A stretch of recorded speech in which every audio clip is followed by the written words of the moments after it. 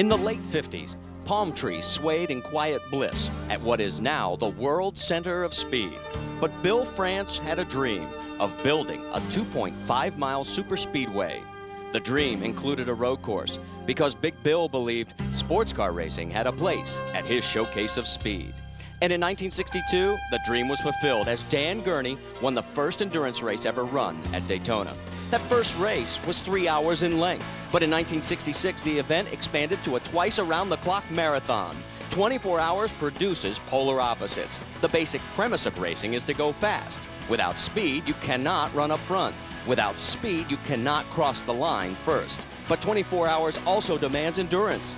Patience is not a virtue, but a necessity. Conquer both speed and endurance, and you get excellence. And at Daytona, excellence leads to elation. So now the journey is about to begin.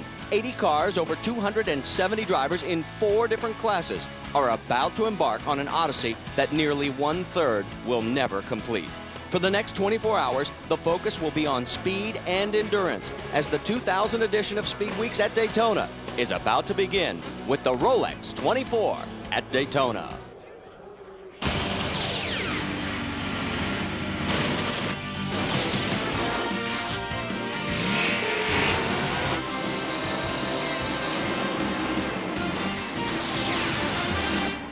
For the 38th time, the best sports car racers in the world have converged on Daytona for the first race under the new Grand American Road Racing Series, the Rolex 24 at Daytona. The cockpit may very well be the warmest spot at Daytona International Speedway as Speed Weeks is opened with very cool temperatures, and you can see by the water fountain on Lake Lloyd a very brisk breeze. But one bit of good news, there is absolutely no chance of rain here today. Hello again, everybody. I'm Marty Reed alongside with Jeremy Dale, and once again we have a new sanctioning organization taking over control of sports car racing, the Grand American Road Racing Series. But unlike all the others, it doesn't seem to matter who is running the show. Daytona stands alone. We actually sent cars home in qualifying, Jeremy. And if that sounds more like NASCAR, there's a good reason for that, because the Grand Am Championship is being sanctioned by the France family. I mean, it certainly has their blessing. They have a lot to do with this, and they've really taken the bull by the horns. But the depth of the field here is what's most impressive. Number of the classes, but it's the depth and the quality of the cars that is just so impressive. And Daytona, you know, it stands on its own. It's a 24-hour endurance classic, and it stands on its own. The drivers and the teams come from all over the world to compete at Daytona. Well, we have 4 different divisions that we're going to be focusing on, and the first one is familiar in what it looks like, but the name has changed. It's now known as Sports Racer. It used to be called Can-Am. And this, of course, is the familiar open cockpit sports car, purpose-built, of course, weighing around 1,985 pounds minimum, 24 gallons of fuel, which will make these cars go for about 40 to 50 minutes on a tank of fuel. Now, Grand Am has set a maximum cost of $640,000 for a race car to roll out onto the racetrack. If that sounds like a lot, don't forget those $1 million Ferraris. And we do have a couple of those here. Top speed, approximately 190 miles an hour through the trial. The crowd filing to their seats, and we are getting ready to take you on a tour of a familiar name in road racing. GTO was GTS in prior years. Tell us about it, Jeremy. Well, these are the big production-based cars, and of course the big fight between the Vipers and the Corvettes in the GTO class. There's a look at one of the Vipers. Of course, production-based, engines update leaders, but they are limited by inlet restrictors. We'll talk about that. Minimum weight for this class, 2,600 pounds, 24 gallons of fuel, also probably 40 to 50 minutes on a tank of fuel, about $300,000 to put a GTO car on the racetrack. Top speed, about 185 miles an hour, not far off at all the sports racers. And Corvette out-qualified the Viper in the first battle that we're going to see throughout the next 24 hours between these 2 top contenders. Gentlemen, to give the official command to start engines, here is the Grand Marshal, Mr. David E. Davis Jr., editor and publisher of Automobile Magazine. Drivers, start your engines! Ladies and gentlemen, with that command, David E. Davis.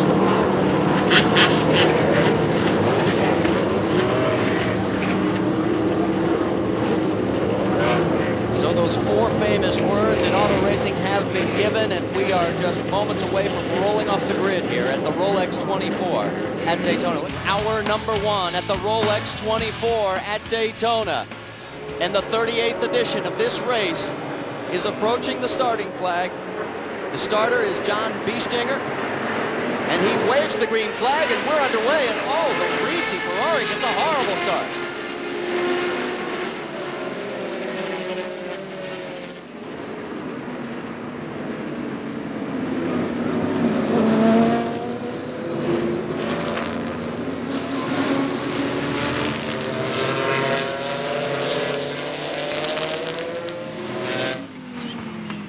James Weaver with a great start. And that's Scott Schubot in that second place car.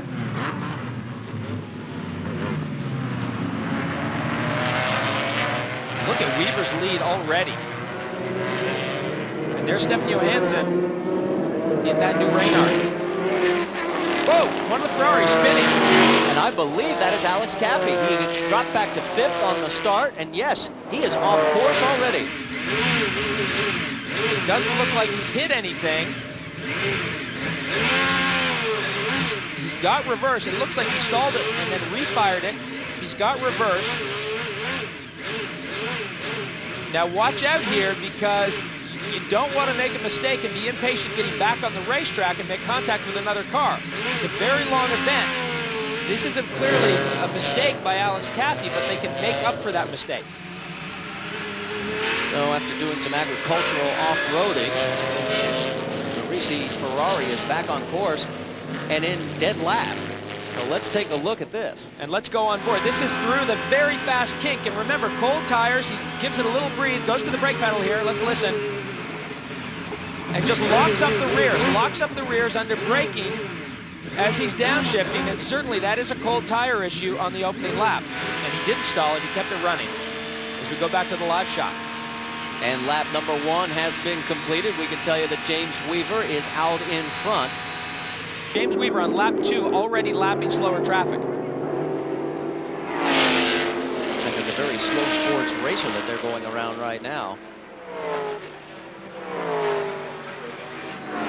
Waiting for the first of the GTO division, and there you get a look at the Corvette just blistering through your view. Close on the racetrack, only one car in between those Vipers. Ron Fellows was so proud to have out-qualified the Vipers with this Corvette. Remember, they debuted this car 1 year ago at Daytona, and he was so proud of the work that they have done to out-qualify those Vipers. And a great battle here. The number 27, Lista Ferrari. Didier Tays, one of the drivers in that car, and he's caught the Lola of Jan Lammers. And Didier Tays, of course, very experienced in these Ferraris.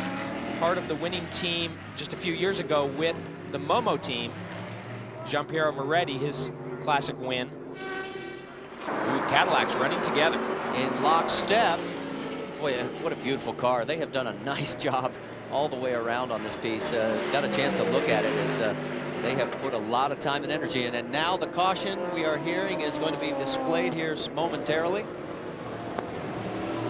There is the race leader. Still no flag at the starter's position.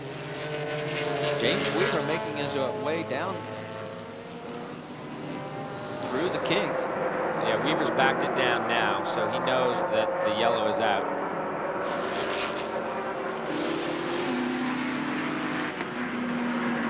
And the yellow finally comes out here at the start-finish position. And this is where the pace car comes out at turn number 6, right before they go back out onto the high banks of turn number 1 here on the NASCAR oval.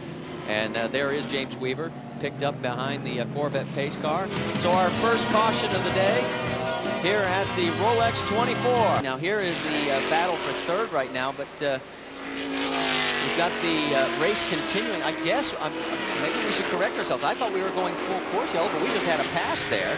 We have the yellow out at the starter stand.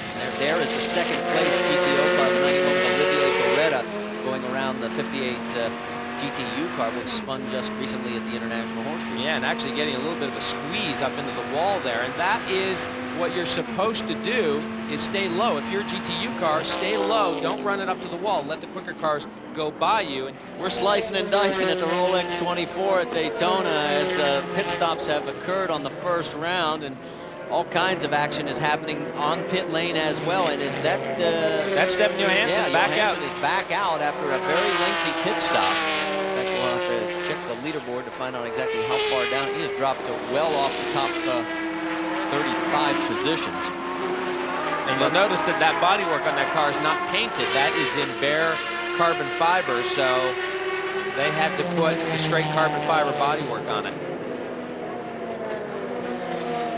Finished hour number 1. Let's move on to hour number 2 of the Rolex 24 at Daytona. This is the overall leaderboard. Didier Tays in the number 27 on top.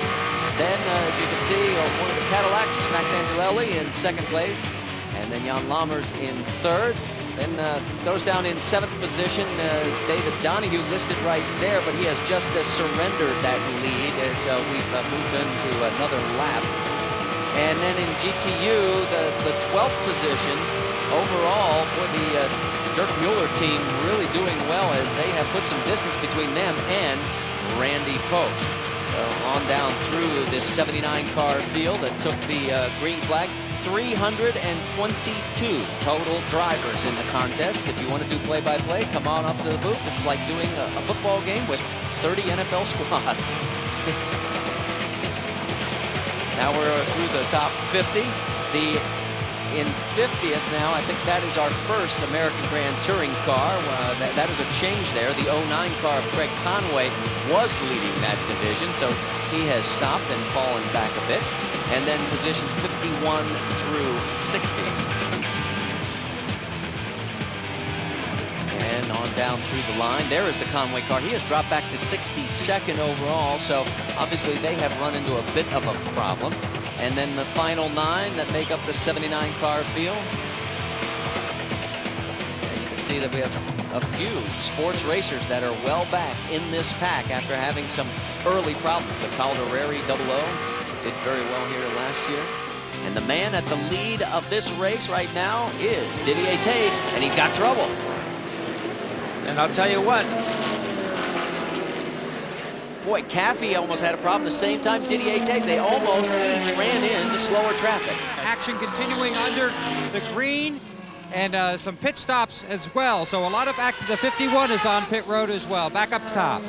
Dick Barber Racing. That is Dirk Mueller at the wheel. He was the leader in GTU until this pit stop. That's a great battle going on with Randy Popes and also the 7 car of Dieter Kester. So after the cycle pit stops, we'll get you updated as to who will shake out with the lead. But Dirk Mueller's going to stay, and they said all along they were going to try and double shift it throughout the entire race. Alex Caffey is in his first stint eventful, his first 2 stints eventful to say the least. Alan McNish has already put in his own seat mold there, and now Caffey helps McNish get strapped into this Ferrari. Guys, as many times as it's gone around today, hopefully, I'm sure McNish is hoping it's worked out of the Ferrari at this point. And he's already down, and he will roll down pit road 65 miles per hour, the speed limit here at Daytona. And our race leader, Didier Tays, has come in. There will be a driver change. Looks like Freddie Lienhardt is getting into the cockpit of the Lista Ferrari. Also, we get word that 31 is in as well, and yes, it looks like they will be making a driver change as well. And Lienhardt is back out onto the racetrack. And we were looking at, oh, here is Rob Dyson trying to wave down James Weaver. Let's go down to Bill Weber. And the defending champs on pit road for the 3rd time in this race. James Weaver will get out. Rob Dyson will get in. Belts already were unhooked. Weaver out in a hurry. Dyson will climb back in. They will change tires. The air jack works well, pumping fuel into the car. They'll get 4 fresh Goodyear tires. Dyson will have to adjust the seat, so he has complete drive. Then he will continue. Remember, these guys had problems on an earlier pit stop, could not get the air jack to work. This team tested until the last minutes of the test session in January with the Reynard. Actually, Dyson had left the track. When he got home that night, he had a message from team manager Pat Smith that said, we're gonna have to go with the Ford. We just couldn't get the Reynard to do what we wanted it to do. So that's why they only have 1 car here. The plan was to bring 2 Reynards. They had to settle for 1 Ford, a bit more conservative approach, but now Dyson gets back in, has tires and fuel. He continues on in the Rolex 24. And with all the pit stops, guess who's back into the lead? It is the 2 Cadillacs, which in the first cycle of pit stops, went longer than everybody else, and they're doing it again. Freddie Lienhart continues to lead the Rolex 24 at Daytona as we are in hour number 3. And he has got a 43-second lead, right? Think about Jack Baldwin. Thinks, maybe I'll go for it now. Back at the Rolex. Pressure in there where he has to hold the... Baldwin has been Ready to go back to power. lap, along with the number 31 of Sasha Maassen. Pappas in 5th place, 3 laps down, is the leader in GTO. The number 91 has moved into the top 5 overall. The Dodge Viper, Olivier Beretta, Carl Wendlinger, and Dominic Dupuis. Now let's move down to GTU, where the number 51 machine is the Porsche R3R, Dirk Mueller, Lucas Lohr, Bob Wallach in control right now. They have a full lap lead over Uwe Altzen and the on down through the line. No 6th, and Paul is behind the wheel, we are told. Maybe we'll be able to take a peek at him a little bit later. Now the American Grand Touring Division had 6 cars start. There is the race leader in that division. That's the Chevy Camaro of Andy McNeil, John Finger, Doug Mills, and Rick Margari. And they're in for a regular pit stop, and they are making a driver change. The entire field rundown as it stands. And then the third Pappas in the number 20, that car Taylor Cadillac. And then we drop down where we've got the overall leader there is the number 91, Dominic Dupuis. Olivier Beretta back behind the wheel right now over the 2 Corvettes, as they are all basically running on the same lap, as is the 93. So as we move further on through this field, we'll pick up on the GTU, where their are in the lead over the 51 Porsche of Lohr, Mueller, and Wallach. Then as we move on, Daytona. To have your name have survived the night, Rolex 24. Marathon yesterday. You still need speed, but the endurance needed by your drivers. Excellence is achieved when all 3 reach that goal. And for 4 lucky teams at Daytona, the celebration, the journey continues. 79 cars embarked on this 24-hour odyssey. For 6 hours, the focus will be on the team flag at the Rolex 24 at Daytona. Now, as far as behind the wheel, the number 6 Cadillac has surprised all of us, running a strong second, only 6 laps back. And then look at biking distance, our GTU. We've had some surprises overnight, especially, like we said, the Cadillacs. Well, the Cadillacs have done a great job. As a matter of fact, the number 5 right now was leading the race right now in 25th overall. But yes, that number 6 car doing a great job. The 84 American Grand Touring car is our first vehicle in that division. 3 of those 6 that started the race are still running in 36th position overall. A lot of these cars, the 51 GTU, the Lohr Mule race, on down through the field, some other surprises. The Enzo Caldereri 00, the Ferraris, a lot of them having trouble. We'll bring you up to date on what happened throughout the nighttime. Now, when we left you, short the race leader, but it is gone and now forgotten. It was the race leader when we left you, but it had an onboard airbox fire that in turn burned up the ignition wiring and sent Schrapp 30 last night. Kevin Doran turned in the driver logbook and officially retired the Ferrari. The 20's come in, checked all other possibilities. He believes it is in speed, so it is not going as fast as possible. 46s with James Weaver and Matt. But the Dyson team is in front because they left Eagle test 1 month ago. This team brought out an old car, upgraded the name to Lincoln to compete with Cadillac in the press notes. Still, they're a long 6 hours away from beating the competition on the track. With more are about on the back of the 6 car. Frank Lagore sits patiently in the car. He just got in a few minutes ago, and they came in with smoke pouring, and right now they don't look like they figured out exactly what it is. It doesn't appear to be the drive pin problem that plagued them yesterday. In fact, they had that problem occur again yesterday with the rear of the car. The drive pins appear to be the problem. They're getting out of place. They may not be hardened the way they should be, and they are fusing the brake hat to the wheel. But those wheels came off very quickly, so we don't think that's the problem. We're going to keep with you on this. The 5 car, meantime, the team car problem was with the gearbox. They had an extended pit stop, a puddle, then they ran it dry, so they decided to change it. It wasn't going to be any good. Air. They also have an air jack problem, so every time they come in with a 5, it will not go up in the front end with air. They have to do it manually. Serious trouble for our GTU.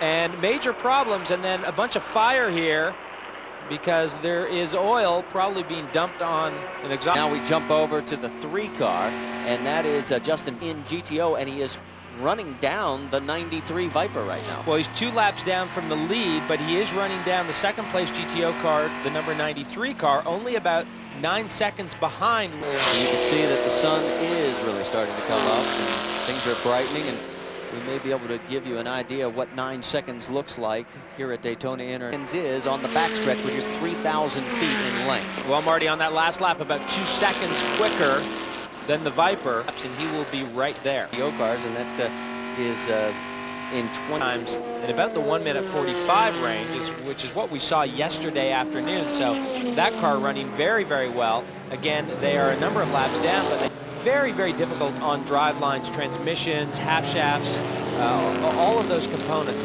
These types of events, very, very taxing on those components.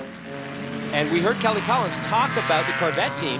They did a gearbox change in 12 laps, and that's, you know, a good team will be ready for that kind of gearbox change or that kind of major component change, and they will have practiced it, they'll be ready for it, and they'll get it done. It has been run down. Yeah, this is now a visual, this is now a look at that, through the kink, flat out through that kink. There's the last lap there. 2.8 seconds quicker, so this gap down to nothing now, and not a lot of traffic in sight. Look at Archer, looks like he's struggling with a set of tires there just a little bit. Of course, phenomenal power and torque out of those 8-liter Vipers. And those 7-liter Corvettes aren't too shabby either. And the Corvette, that's Justin Bell that you're looking at in the number 3 car. They jumped from the 6-liter to the 7-liter this year, and here comes the pass. This is for 2nd in GTO and 3rd overall, and it looks like the Corvette's going to take it in stride. It looked like Archer with a little problem getting out onto the straightaway there. And a pretty good drag race between these two cars. Boy, 1 year ago, that Viper would have been driving away from the Corvette. That shows you how much work the Corvette team has done to equalize that gap. And yeah, that's a tire issue there. As you see Bell just drive away as they run through the chicane. I think that 93 car probably closer to the end of his stint on tires. Welcome back to the Rolex 24 as the sun starts to shine here at Daytona. The GTU leader is in the pits, and Conti will stay in. Popes will not replace him. Conti going to do another stint in this car, getting fuel, getting 4 Michelin tires, a check of the brakes, also getting a very clean windshield, and obviously that's very critical, especially at this hour of the day. The 93 is also on pit road, and Dave Burns is there. Bill Tommy Archer stays in the 93 Viper. Remember, this is the car that came brand new to Daytona, really hadn't been run at all by the time they got it here, and now Archer is pushing the GTO class in this particular snake. And right now they take the tires off, put the good ones on, stickers going on, Michelin's all the way around on the Viper, fuel still going in at this point, and Archer will pull off a double stint. Stints in these cars, again, running pretty comparable to what the sports racers are doing, 45, 50 minutes, that kind of thing. So Archer will spend just over almost 2 hours in the car now. Archer's down. Dave, I've got a question for you. Go ahead. If you could find out, why did they move Tommy from the 92 to the 93, and have they shifted drivers over into the other car, because both are in contention? I'll get on that for you, Marty. I was looking at my list, and I was a bit confused myself when they started saying Archer. Well, and the thing that I'm wondering is that, you know, that's commonplace when a car drops out, Jeremy, but very rare to see it happen when both cars are still in the heat of battle. Definitely a little bit unusual, so hopefully Dave can get to the bottom of that. What I thought was interesting there is, as you saw Tommy Archer leave the pit lane, the 23 car's in, and the rear wing is off. That's not good. So they may have just been putting some oil in that car or doing some routine maintenance of some kind. Let's go down to Bill Weber. Just a brief look back here really quick, Jeremy, because they've been adding water back there. Well, they could have. Most of these 911 GT3 teams have been having problems with these water pumps, so maybe they were checking water, or they were checking a belt or a hose or something like that, some kind of visual inspection. Often to add oil to these cars, you create a situation where you don't have to take any bodywork off or open the hood or do anything like that. You're able to do that externally. Back at the Rolex 24 at Daytona, you're looking at the race leader. That is James Weaver in the number 20. Riley and Scott Lincoln. He has got about, what, a 6-lap lead now? A little bit more than 6, 7 laps? Well, they've been able to slacken their pace just a little bit since the number 6 car fell out. There is the 23 car back out on the racetrack. In the next couple of laps, he is going to vault himself up into the lead in GTU. Of course, the 81 car is parked. Actually, technically, right now they're on the same lap. So next time by the stripe, he will take the lead in GTU. And that is Mike Conti still behind the wheel of the 23. And that is the defending class champion. They won here last year with Alex Jobe Racing. Alex Jobe Racing, of course, one of the first teams to have access to this new 911 GT3R. And Randy Popst was really convinced that that experience that Alex Jobe Racing had with this car was what was going to ultimately win them this race. Of course, they're a long way from the checkered flag at this point, but they were certainly very confident. And there were a number of these teams with very impressive driver lineups, this one included. But it was going to be a hard-fought battle, and it's certainly not over yet. Sure do, Jeremy, and could be another problem for the race-leading Dyson Lincoln. James Weaver is called in saying it's starting to run a little hot. They're concerned about the temperature, water temperature in the car here along pit road. He thinks he's got some debris in the radiator. The temperature really shoots up on the low-speed portions of the racetrack, then cools down when he gets on the straightaways. He should be pitting soon. He could stay in for another stint, but right now they are closely watching that temperature and listening to James on the radio. And the thing is, right now, the ambient temperature outside is about 40 degrees, expected to go up to about 60, maybe 65 today. So, you know, the air temperature right now very much on their side. So if they're running into temperature problems right now, that definitely does not look good for this team. But they've been in this position before where they've had to manage these situations, and they've done it very well. Last year, of course, they had motor problems. And they did get that car to the finish, and they did win the race. So this team, very experienced here, of course, having won here twice. But nothing ever comes easy, does it? It never comes easy. Now, talk about managing problems. The GTU winners from a year ago, Andre Arle, Ferdinand de Lesseps in that 90 car. If you were with us, remember they started the race on pit lane. They had all kinds of electrical problems, could not get the car started, finally got into the race. Guess what? They're going to be in second place in GTU and 11th overall in just a matter of a few laps. And that's why, especially in the early going of these 24-hour races, if you run into problems, you need to get your car fixed, you need to get back out on the racetrack, and you need to know that the field is going to come back to you. If you keep that car out on the racetrack, and if you keep on logging the laps, the field will come back to you. Now, in another 12 laps, this 90 car will take over second place from the now out of the race 81 GTU of Patrick Hausman, Darren Law. So they'll keep slugging along. They've got plenty of time to make up those laps and a lot more. We have completed 568 laps here at the Rolex 24. James Weaver is still the man out front. And there is the running time as the clock ticks on. Here comes the number 91 car, the class leader. Well, this could get a little crowded because also the 36 car is down in that very same area. In fact, he's got to squeeze in between it. That's the 36 that has got more problems. That's another story to tell. Now they're trying to move it back, get it around so that they can make all the data acquisition. Look at that, fuel's not reaching. Dave, you're there? Yep, and right behind them, Jean-Philippe Bellac gets into the 92, the 91, obviously on an angle now, parked in Carl Wendlinger. No choice, as he is now inches from the 36 car right in front of us, nearly hits it, and they're going to try to back him around again. They cannot get the fuel hose in. This is the big problem when you miss your pits and you've got the fueling rig instead of fueling cans or something like that. And right now the hose, I believe it's limited to 8 feet, Jeremy, correct me if I'm wrong, to get from the fueling rig to the car. And now they can get in and fuel it. Wendlinger will stay in the car. He is the GTO class leader, so this hurts a little bit. They were leading and they were second overall on the track. So bad news for Wendlinger right now. He is pointed in the right direction to miss the 36 upon exit, but obviously getting in there was a big problem with the fuel hose now stretched to where they can reach it.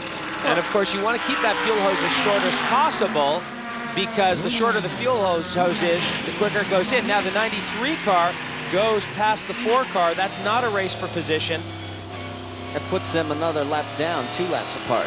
But certainly a psychological advantage for the Viper team anytime they can drive by one of the Corvettes. You can see now the 92 car leaves as the 91 car continues to sit in the pit lane. And the 91 car needs to be concerned because that time lost is critical. They only have a 2-lap lead over the other Corvette. Yeah, and the thing we have to remember, and that they're probably telling everybody, is forget about the overall right now. It's still way too early to think about that. Concentrate on winning the GTO division. You know, you can get sucked in by being that second place on the scoring pylon, and all of a sudden you're starting to make hurried maneuvers that cost you more time than they save. Here comes James Weaver rolling up behind in the number 20 Dyson car, and Weaver is going to want to get by and continue his march. And it looks like he will get by no problem as they roll into turn 6. But you can see the Viper not having any problems handling the 74 car out on the banking. These Vipers, of course, get down the straightaways very well. And Weaver goes by. Now, that shows you the difference. And Weaver just put in a 147 lap, so that's a lot quicker than he had been running. That's true, but look at the Viper go by him. There's an indication of where the 20 is lacking on horsepower on top end. No question about it. Now, James Weaver closed that gap up in the braking zone a little bit and a bit more through these faster corners. But clearly, that Viper, no problems with straight line speed. Well, and if you're just getting up, it's 8:20 on the East Coast, and you haven't been with us. The reason that James Weaver can't blow past the Viper is they are running on about 7 to 7.5 cylinders, depending on which lap we're on. And so James Weaver really nursing that car at this point, with just over 4.5 hours to go. He has a 7-lap lead over the 91 Viper, which is in second and first in GTO competition. And then it's another 1 lap back to the 3rd place car, the 93 Viper. And then in the 4th position overall, 3rd in GTO, it's the number 3 Corvette with Ron Fellows. And those 3 cars in that GTO battle are within 2 laps of each other. So this is a great race shaping up. Now look on the infield. You know, he gets a little more maneuverability. Yeah, he does get by coming out of the International Horseshoe. Weaver gets caught up behind one of the slower 911 Porsches down into the west hairpin. But coming out of these slow corners, this is where the Riley and Scott lighter car, more nimble, can get the power to the ground. That Viper's got so much torque. They're great out on the straightaways. They just don't get the power down to the ground coming off these slow corners quite as well. Here is your American Grand Touring leader. Now this is Doug Mills behind the wheel. The rest of the team is Andy McNeil, John Finger, and Rick McGarry. And they have a comfortable lead. In fact, right now it is, by our counts, of about 40 laps. So we'll be able to keep tabs on that for you. But that car looks very clean. Looks actually pretty untouched, as a matter of fact, compared to a lot of the cars. And Randy Pope stayed in that number 23 Porsche. They got fuel, they got 4 fresh tires, they cleaned the windshield. They talked a little bit about the gearbox, but the crew says it's not getting any worse. They are first in class, 6th overall, 17 laps ahead of their closest competitor in GTU. So one team that started out with early problems in the 24-hour race, leading the class, hoping for a win at Daytona. It's amazing how things can change over a stretch of 24 hours. Let's take a look at the GTU leaderboard, and it is now a 16-lap difference after the pit stop officially over the number 90 car. And remember, the 90 car was on pit lane at the start of the race. The Rolex 24 continues. The clock stops for no one. Teams that have struggled through the night are now struggling into the day. It's cold, but it's also hot. The competition is hotter than ever for the overall race lead.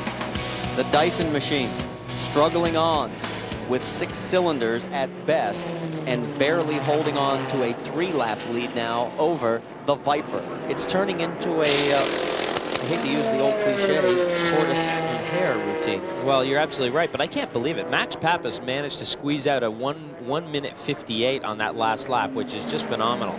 So he's really adjusted his driving style to this car to get it around the racetrack, and that is really pretty remarkable considering that you know, he's being out-dragged on the straightaway by most of these GTU cars. What was the old saying? Any good driver can take a great car and win. It takes a great driver to take a less than good car to win.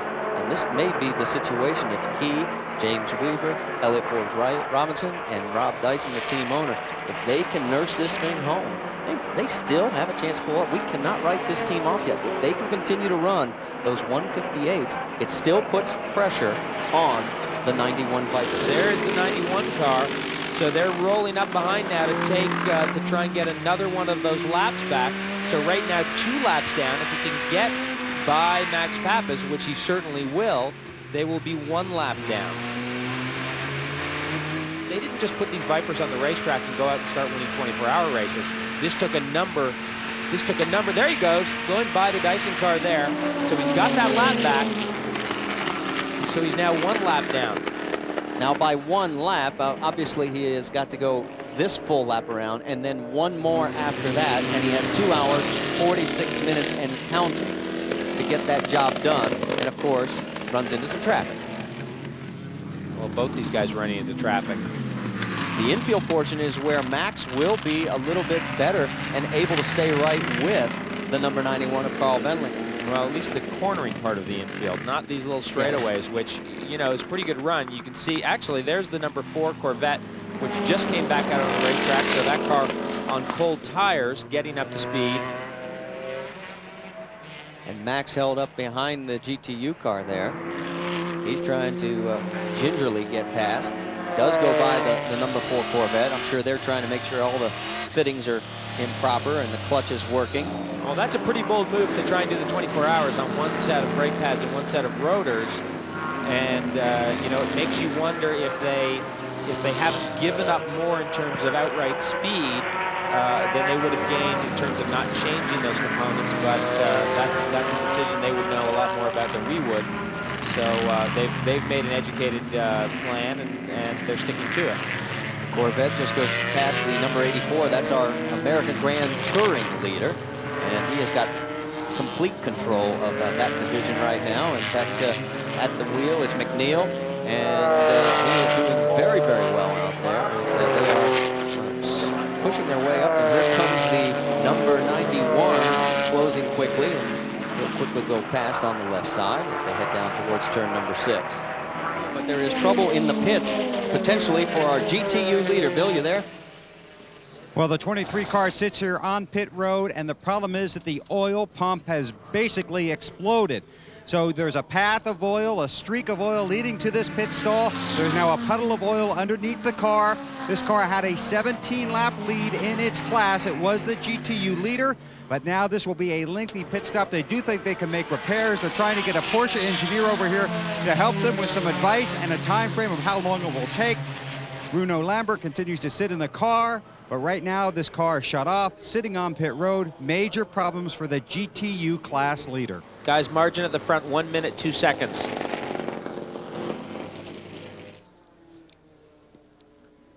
Here, and Elliott Forbes-Robinson has slowed dramatically. Well, now he's up in the 2:13 range. We heard they've lost 5th gear, so that certainly can't be helping. And this is by far the slowest we've seen this car run through the trial. And I think Rob Dyson's look says it all. This is for the overall lead. Now, remember, the last time that it has happened where a GTO car won the overall was 1994. We've already documented it, and here we go through the kink. Wendlinger taking his time, making sure he has a clean pass. At this stage of the race, he sees the race leader, and he knows he's about to take it. And that plays a totally different game on your head because he didn't come into this race thinking they were going to win the overall. He's just taken the overall lead. 2 hours to go. The GTO car from Team Orica takes the overall lead. And a very concerned Rob Dyson. Less than 2 hours remain at the Rolex 24 at Daytona. Along with Jeremy Dale, I'm Marty Reed down in pit lane, Bill Weber and Dave Burns. And you're on board with the race leader right now. That's Carl Wendlinger in the Viper, has completed his 672nd lap. If you're looking for the overall record for laps, it's 762, turned in by the Nissan Nismo team back in 1992. And 2 of those drivers that were actually on board that car are competing this weekend in the GTU division in a Ferrari of all cars. Let's go check in with GTU, because that is the current race leader in GTU, the number 23. Now, it has been in the pits for well over 30 minutes. Now, remember, the 90 also came in. That car has been withdrawn. Here is the 56 car. Now, the 56 car has moved in to second place. Luca Drudy on board right now. His last lap at 104 miles an hour. And he is only about, one lap away from taking over the lead from the 23. Who is still working on their problems. So, and right behind is the number 7 GTU Porsche, Dieter Quester, Philip Peter, Hans-Jörg Hofer. They are 3 laps behind the 56 car. Yeah, very shortly we're going to have a very, very tight race in GTU. 56 just motors on. Well, 56 now headed for the chicane, and I believe as he passes the pit lane this next lap, He will take the lead.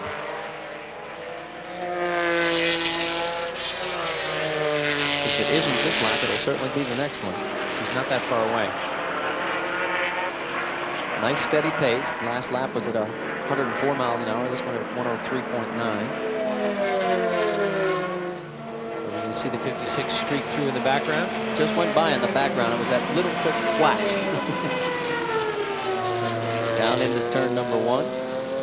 During the middle of the night, the 81 car in GTU was just knocking down. I mean, since like 6 o'clock all the way until we just came on the air for almost 12 hours straight. They were in control of this division and looked to be well on their way to victory. That was the Patrick Hausman, Duncan Hausman, Uwe Alsen team. They ran into a motor going away.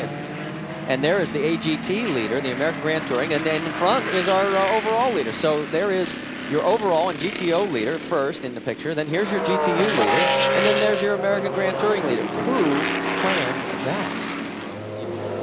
Now there is the 20 on the left, and the 3 rocket ship Corvette just blows him by. And that is overall for position 2. So the Corvette now up into second place overall. So we've got 2 GTO cars at the front now, Viper and Corvette. And it won't be long before the 93 car gets around the 20 for position as well. Look at this, the number 6 Cadillac pulled out. Second in the sports racer division with Butch Leitzinger behind the wheel is on the infield grass down by turn number 6.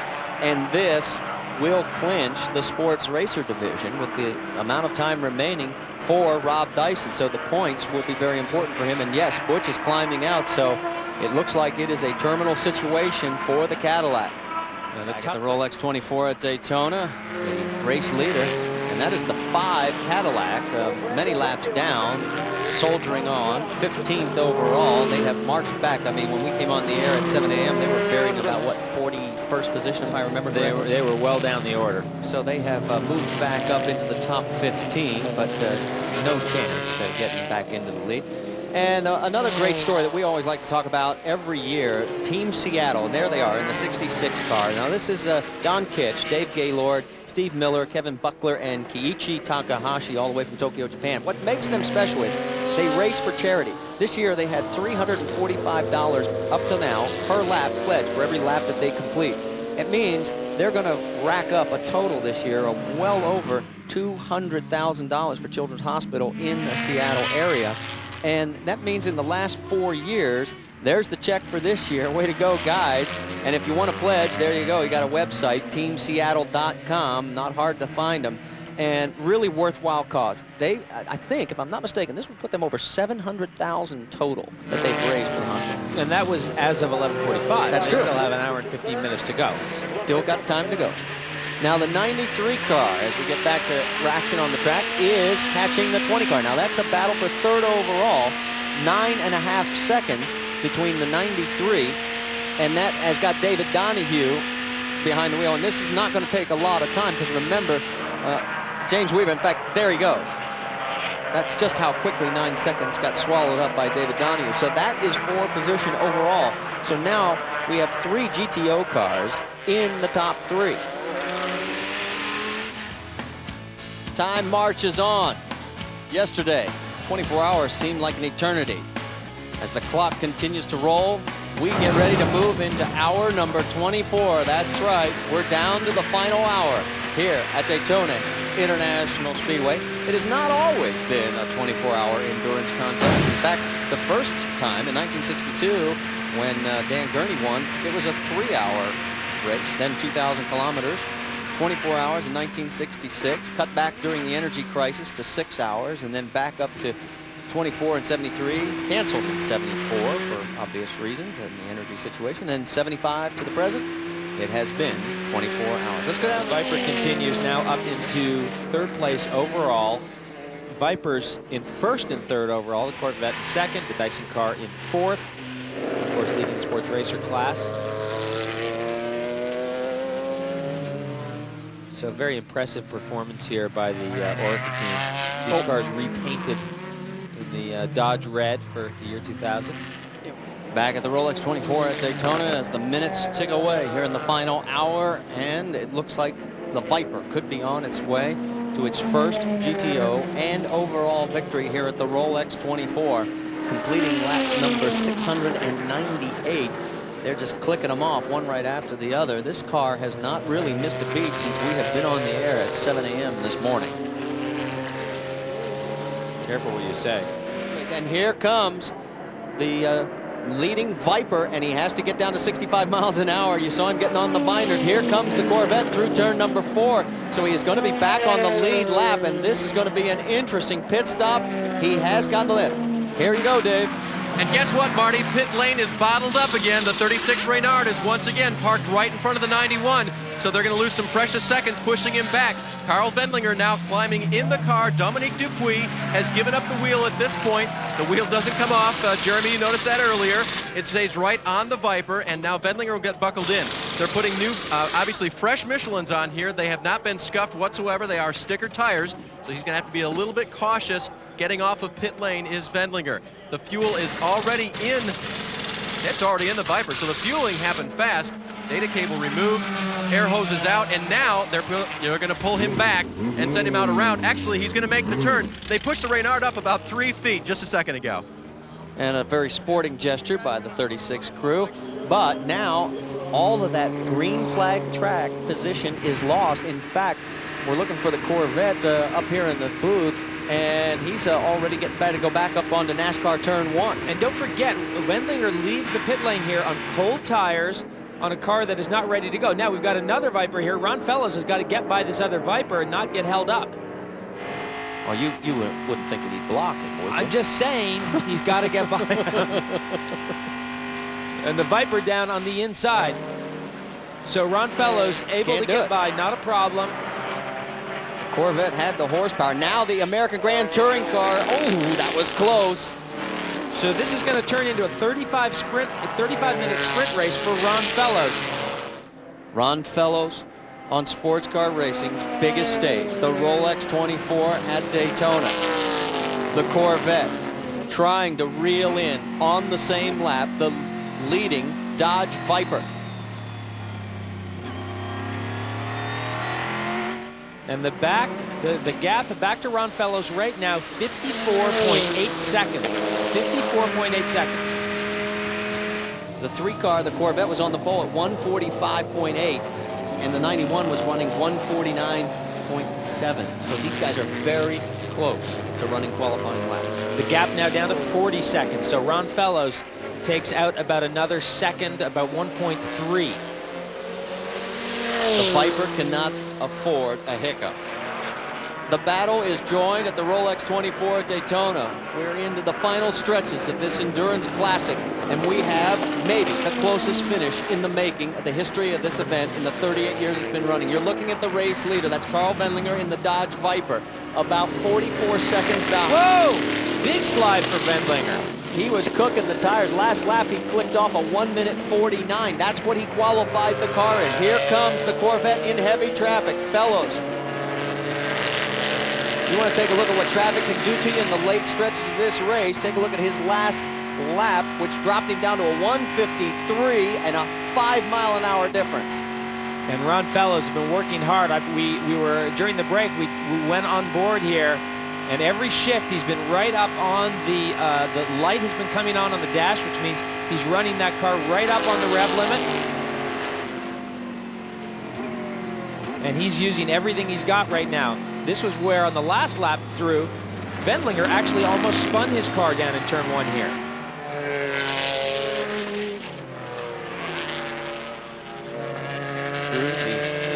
bus stop, getting word that on lap 722, it will be the white flag. We're working lap number 720 right now. So Wendlinger is going to have a problem or make a mistake for Ron Fellows to have a chance at winning this race.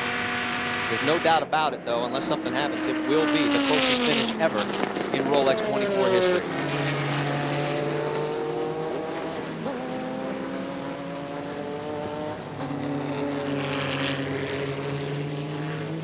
This time by, Wendlinger stops the clock at 1:53.5 seconds, about a second slower than the last lap.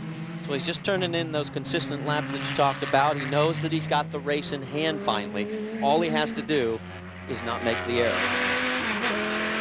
And he's the best guy for the job. I mean, you know, we've already documented that. This was the plan, put Wendlinger back in the car for the final stint. And again, I think these guys hurt themselves a little bit on their pit strategy, but when you've got a guy like Carl Wendlinger who can get in this car and pedal it as hard as he is, hopefully those small mistakes don't hurt you too much. But of course, Ron Fellows has taken it to them and has pushed them very, very hard. And as we saw, Wendlinger almost did spin this car.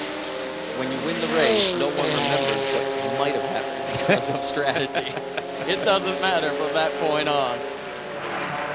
Onto the 3,000-foot straight on the back straight, and 3 minutes and 30 seconds remaining in the 38th running of this great American Classic. There is Ron Fellows. He is on the west hairpin heading towards turn 6.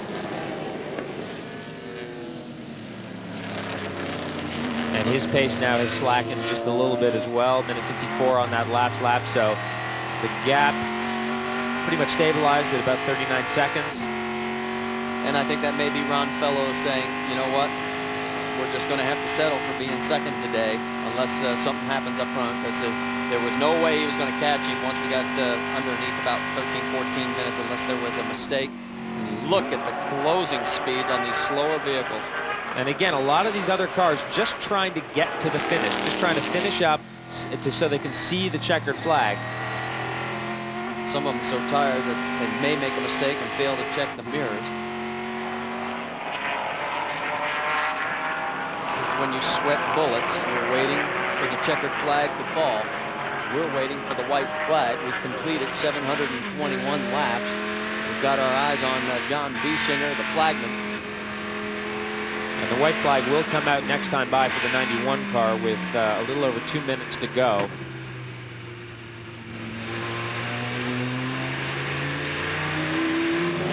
Makes his way down towards turn number 6. And we have exactly 2 minutes remaining in the Rolex 24.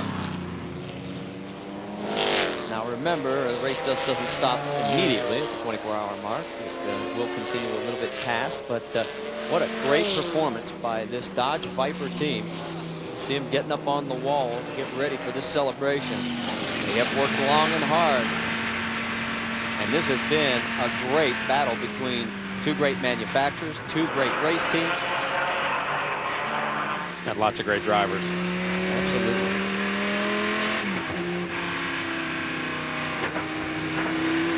Still clipping those corners. Wendlinger up on the high banks.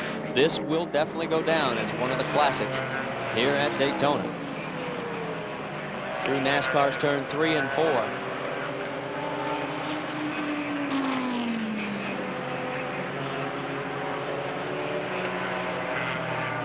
This time by, the white flag comes out. 3.56 miles for Carl Wendlinger and the Dodge Viper team, and the race will be theirs. Now remember, this isn't one of those deals where he can afford to break or have anything wrong, because right behind him is still the Chevrolet Corvette on the same lap, about 40 seconds behind.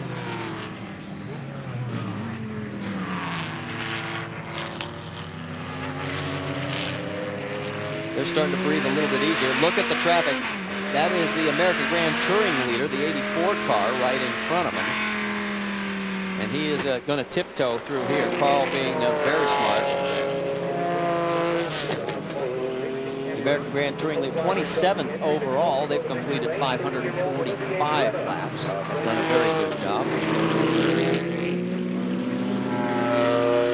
John Finger on board as the driver in the 84. Wendlinger gets around John and has one more target to take care of as he goes out onto NASCAR turn number 1.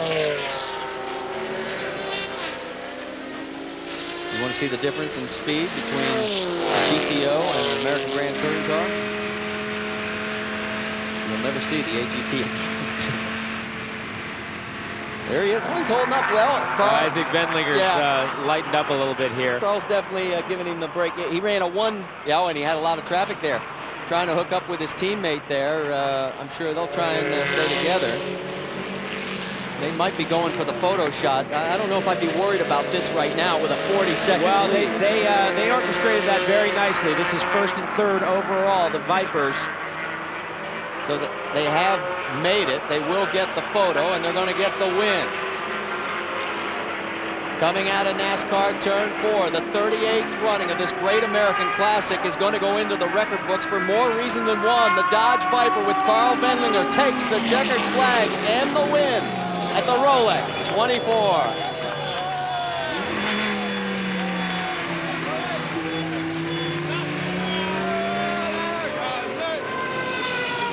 The celebration down in pit lane, well deserved. Ron and the Chevrolet Corvette crew comes across the line in 2nd place, 32 seconds behind. The closest finish ever in Rolex 24 history.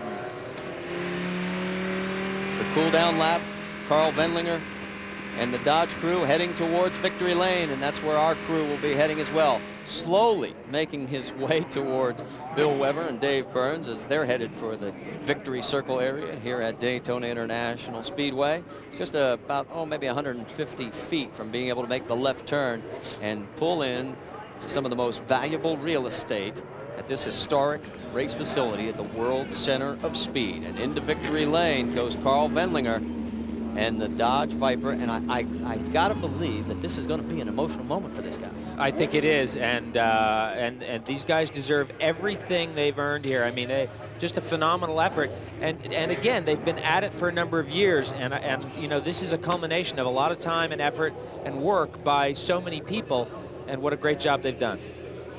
Right now, he looks flat exhausted climbing out of the car. The mental stress, the physical stress. He gets the congratulations from Lou Patain, first one to greet him. And there's Herb Johnson. Herb Johnson from Michelin Tire. Getting congratulations from the rest of the team. These are the guys that are sitting back and watching him all the way through 24 hours. And Carl, we know that the emotions will be strong for you. They're not just strong for Carl. The whole team coming through. Now there's Olivier Beretta giving him congratulations. A big hug from Olivier. That's Carl Wendlinger getting launched. Cape Canaveral's not far from here.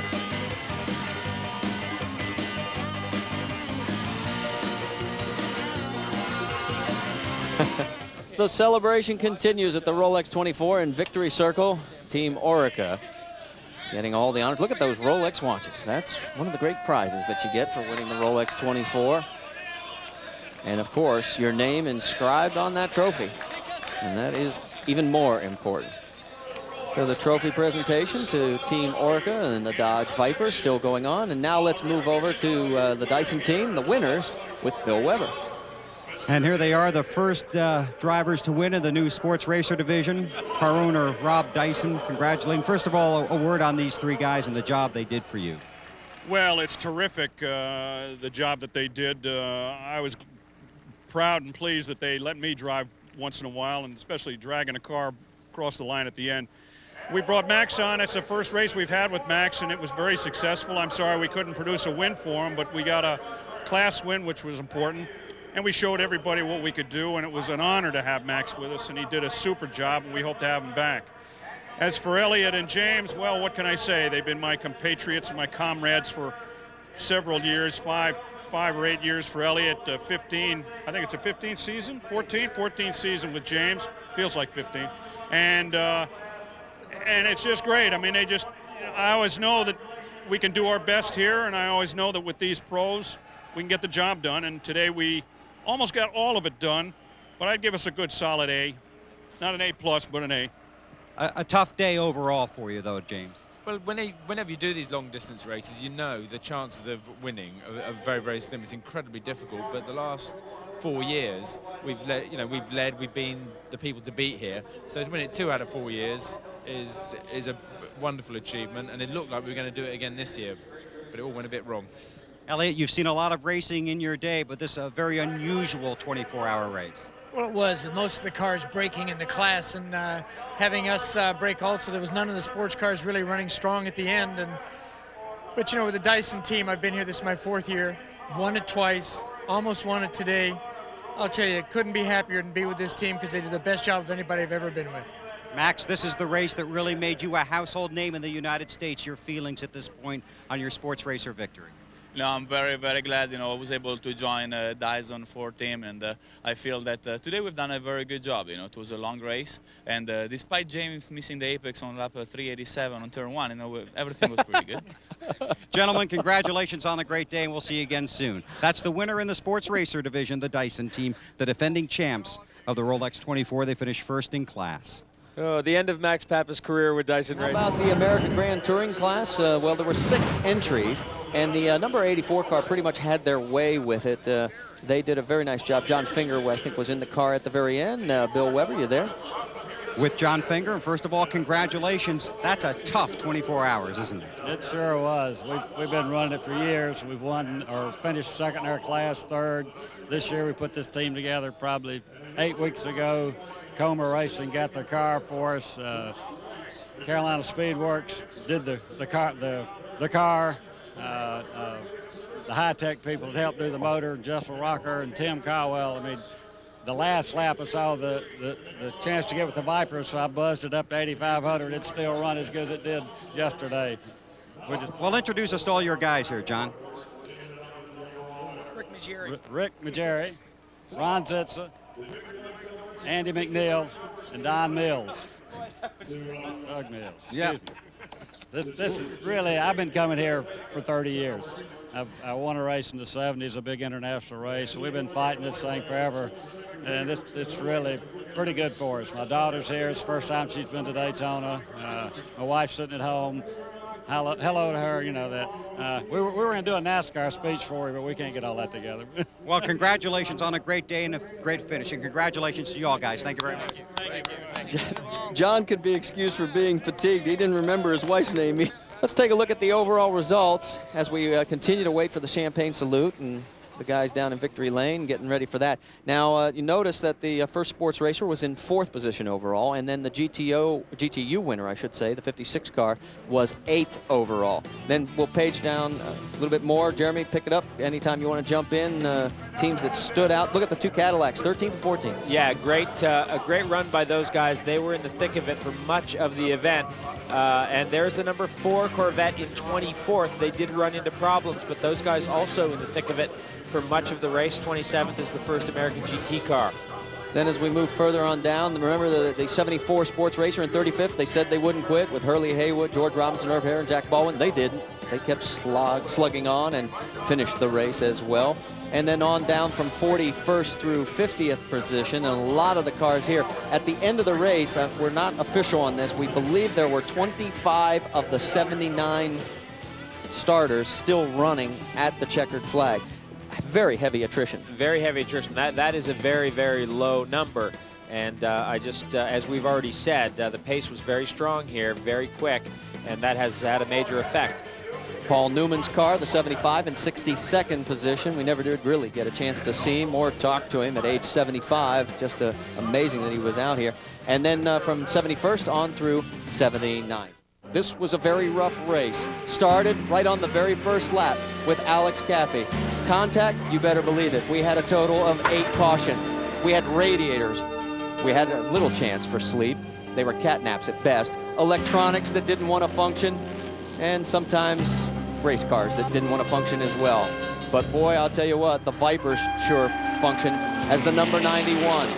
Makes history, leading a 1st and 3rd for the Dodge Viper team, taking it to victory as we say so long from the Rolex 24. This has been a presentation of ESPN, the worldwide leader in sports. For more, log on to ESPN.com. Part of the Go Network, go.com. For Jeremy, Bill, and Dave, I'm Marty Reed. So long.